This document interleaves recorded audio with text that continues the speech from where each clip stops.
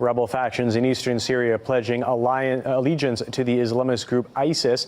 The group undertook a lightning offensive last month, also capturing huge swaths of neighboring Iraq. And with the border now in their hands, insurgents say their aim is to restore an Islamic caliphate. The fear is they could gain even more ground. This map gives you a better understanding of the situation. The new declared caliphate is the Black Area, the vast territory straddling the border between Syria and Iraq. ISIS capturing this land using fighters who easily cross the borders back and forth in order to fight in both countries. Iraq insists it can defeat ISIS and reclaim its territory.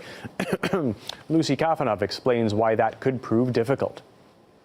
Islamic fighters proudly show off the spoils of war, military hardware, much of it American-made, seized from the battlefield in neighboring Iraq. Jihadists formerly known as ISIS this week declared the completion of their Islamic State. This is Iraq, this is Sham. But now, this is all one country. There is no more border, khalas. The Iraqi army, meanwhile, is fighting back. In televised news briefings, the government takes a victorious tone. It is confirmed information that the ISIS leaders have started to flee. But on the ground, we found little evidence to back up those claims. This used to be territory controlled by the central government, but the Iraqi army fled this area the same day that the city of Mosul was captured by ISIS. Millions of dollars of U.S.-made equipment abandoned, uniforms shed in haste. Now this looks like a hat, a beret cap from the Special Forces, the Iraqi Special Forces. This is obviously a vest that they discarded, left behind.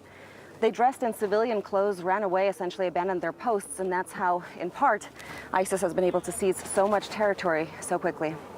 The fighting has displaced hundreds of thousands of Iraqis, and many are scarred by the 2003 invasion and describe a sense of déjà vu with the current crisis.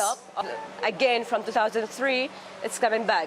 So it's a disaster, actually. Things are getting worse. We wanted to understand firsthand how this war was playing out. We're on our way right now to one of the front lines, the village of Mullah Abdullah. Up until about 5 days ago, ISIS insurgents completely controlled that entire territory. The village sits on a strategic road from Mosul that connects several other provinces, and so they really wanted access to it. The Peshmerga soldiers had been able to clear bits of it, but there's still clashes ongoing, and that's where we're heading right now. At the base, commanders take us to an outpost overlooking an area controlled by militants. This is the very first defensive position against the ISIS militants who currently occupy just 2 kilometers that way. Every single day there's been sniper fire attempts by the jihadists to enter this territory. If they can push through the defensive position, then they would potentially take Kirkuk and move into the KRG territories, and that could be a massive battle just waiting to happen.